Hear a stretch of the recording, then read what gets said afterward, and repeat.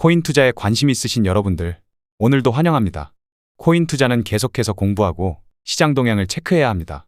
코인 투자는 전쟁과 같기 때문입니다. 세력들은 계속 우리를 속이려 들 것이고 개미들을 이용해서 유동성을 확보하려고 하겠죠.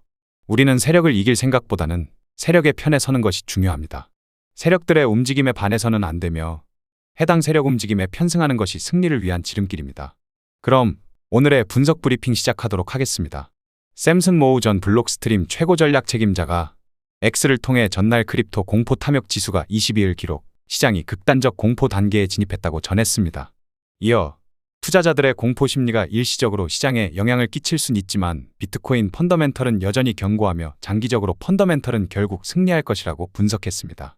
나아가 FTX 붕괴와 같은 사태가 발생하더라도 하락은 일시적일 뿐 장기적으로 BTC 가치는 우상향할 것이라고 덧붙였습니다. 가상자산 전문 미디어 데일리오들에 따르면 유명 가상자산 애널리스트 미카엘 반데 포페가 금리 인하 기조가 이어지면서 글로벌 양적 완화 기대감도 커지고 있다라며 미국의 금리 인하는 통화정책 완화를 의미하기 때문에 비트코인과 같은 위험자산 시장의 상승이 예상된다고 전망했습니다. 그는 미국 경제 지표가 악화될수록 투자자들의 BTC에 대한 관심과 채택이 증가할 것이라며 BTC는 1930년대 금처럼 미국 경제의 불확실성에 대한 안전자산 역할을 할 것이라고 덧붙였습니다.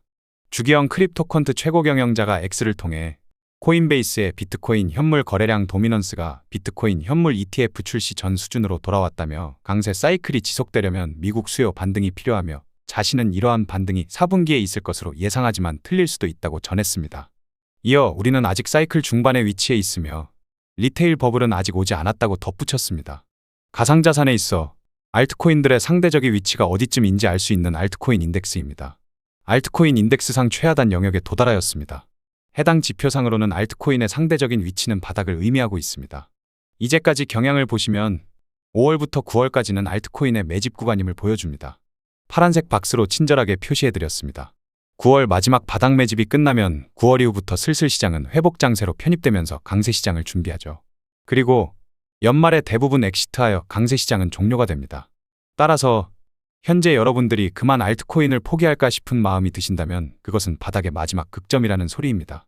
포기하시더라도 불장 한 번은 크게 털어먹고 포기하셔야죠. 여기서 그만두면 정말 억울한 투자자가 되는 것입니다. 이제까지 기다릴 대로 다 기다리고 결승점에서 포기하는 꼴이 납니다. 물론 해당 알트코인 인덱스는 상대적인 가격 위치를 나타내는 것이기에 정확히 알트코인 가격 얼마가 최저점이다 알 수는 없습니다. 바닥이 얼만지는 몰라도 바닥의 극점에 왔음을 알 수가 있는 것이죠. 따라서 실제 매매는 알트코인들의 개별 차트를 보고 매매를 임해주시길 바랍니다. 단순히 알트코인 인덱스 보고 매수 버튼, 매도 버튼을 누르시면 안 되겠습니다. 다음 살펴볼 것은 미결제약정 흐름입니다. 미결제약정은 수익이 실현되지 않은 포지션을 의미하며 언젠가 수익 실현이 될 물량이라고 보시면 되겠습니다. 미결제약정의 증가는 자금이 유입을 뜻하며 미결제약정의 감소는 자금이 이탈을 뜻합니다. 미결제약정의 흐름을 통해 자금이 유입과 이탈 방향을 찾아보실 수 있겠습니다. 전체 미결제약정의 거래소 분포 흐름을 보자면 1위가 CME 거래소이며 비율 26.73%를 차지하고 있습니다. 2위는 바이낸스 거래소이며 비율 22.66%를 차지하고 있습니다. 3위는 바이비트 거래소이며 비율 14.21%를 차지하고 있습니다. 비트코인이 다소 조정은 나왔다 할지라도 미결제약정의 흐름은 여전히 견고합니다. 여전히 높은 수준의 약정 규모를 유지하고 있으며 기관 및 고래들의 엑시트 움직임은 보이지 않습니다. 아직까지는 별다른 위험 단계가 오지 않았음을 의미합니다. 9월의 마지막 흔들기 및 조정을 마친다면 연말까지 무난히 회복세를 걸쳐 강세 시장으로 편입이 될 수 있겠습니다. 물론 실제 매매는 알트코인들의 개별 차트를 보고 임해주시길 바랍니다. 이제부터 비트코인의 심층 분석을 안내드리겠습니다. 중장기적인 거래 전략을 모색하기 위한 주간 차트입니다. 주간 차트상의 오더플로우 흐름은 강세 추세입니다. 비트코인이 마치 망하기라도 한 것처럼 시장 분위기가 어수선합니다. 그러나 차트를 보시면 여전히 내부 보합세 및 통합이 진행 중이며 여전히 강세 추세가 진행 중입니다. 어떻게 시장이 가격이 수직 상승만 할 수 있겠습니까? 그게 더 수상한 법입니다. 가격이 어느 정도 급등하면 그에 따른 차익 실현과 함께 내부 조정도 찾아오는 법이죠. 중장기적으로는 여전히 매수 우위임을 보여주며 9월은 우리에게 중요한 매수 진입 기회를 제공하게 될 것으로 보여집니다. 해당 차트는 비트코인의 일봉 차트입니다. 일간 차트상의 오더플로우 흐름은 약세 추세가 진행 중입니다. 큰 틀의 강세 추세 속에서 내부 조정이 상당히 길어지고 있습니다. 그러나 그러한 보합 및 통합세가 길면 길수록 추세 방향성이 나왔을 때 그 힘이 강력한 법이죠. 9월 금리 인하가 이루어지면 달러의 가치가 낮아지게 되고 시장의 유동성이 증가하게 되겠죠. 물론 바닥을 잡지 못하게 하기 위해 세력은 계속해서 위아래로 털어먹으려고 할 것입니다. 따라서 보수적으로 임하실 분들은 65,000달러 상방 돌파 여부를 보시고 매매를 임하실 수 있겠으며, 저처럼 공격적으로 임하실 분들은 손절이 발생할지라도 바닥권 진입을 위해 지속적인 매수 거래를 모색하실 수 있겠습니다. 해당 차트는 비트코인의 4시간봉 차트입니다. 4시간봉 차트상의 오더플로우 흐름은 약세 추세입니다. 중장기적으로는 매수 방향이 우위를 점하고 있지만 단기적으로는 매도 방향이 우위를 점하고 있습니다. 즉, 스윙 거래를 모색하실 분들이 아니고선 단타 거래는 매도 포지션이 유리하다는 것이죠. 매수 포지션 입장에서는 단타 거래보다는 스윙 거래가 확률적 우위를 점한다는 소리와 같습니다. 9월 최저점 바닥을 얼마나 찍고 올라갈지 몰라도 9월은 우리에게 마지막 시련이자 마지막 매수 찬스를 제공하게 될지도 모르겠습니다.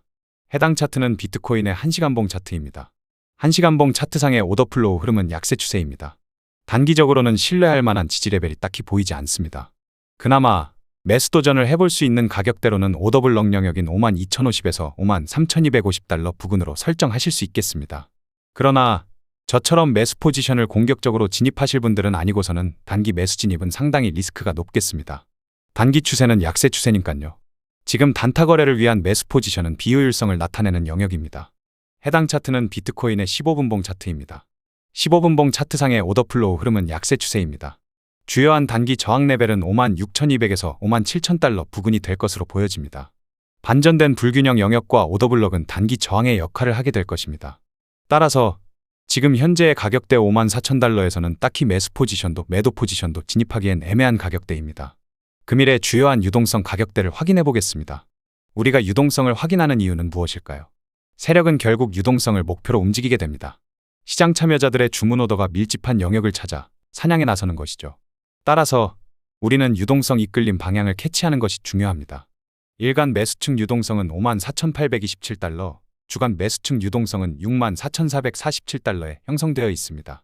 일간 매도층 유동성은 53,733달러, 주간 매도층 유동성은 해소되었습니다.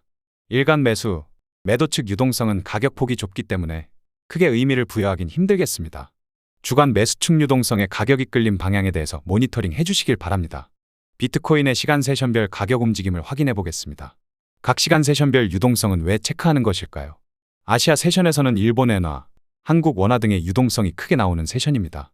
해당 시간 동안 아시아의 유동성이 가장 활발하며 미국 달러는 해당 세션 동안 대부분 통합 및 보합되는 경향이 있습니다. 뉴욕 세션에서는 미국 달러의 가장 많은 거래량과 유동성을 제공하며 해당 세션 동안 아시아의 통화는 대부분 통합 및 보합세를 보이게 됩니다. 즉, 가격과 시간은 긴밀한 상관관계가 있다는 것이며 각 시간대 세션별로 유동성을 체크하는 것은 기술적 분석의 시작입니다. 그럼 세션별 흐름을 살펴보도록 하겠습니다. 아시아 세션에서 아시아 로우값과 아시아 하이값을 통해 유동성을 만들어냈고, 런던 세션에서는 아시아 하이값을 해소시키며 강세 흐름을 보여주었습니다. 뉴욕 세션에서는 런던 하이값을 해소시키며 움직임을 보여주려나 싶더니 끝내 1일 바이어스 영역으로 회귀하였습니다.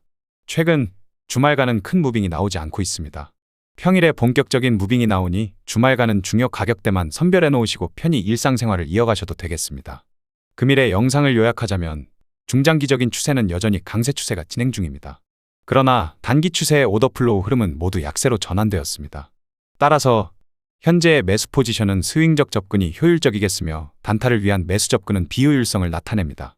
최근 주말간은 큰 무빙이 없으니 중요 지지 및 저항값들만 선별해놓고 일상생활을 이어나가심이 현명하겠습니다. 그럼 오늘도 좋은 하루 되시길 바라며 구독자 여러분들의 성공 투자를 기원하겠습니다.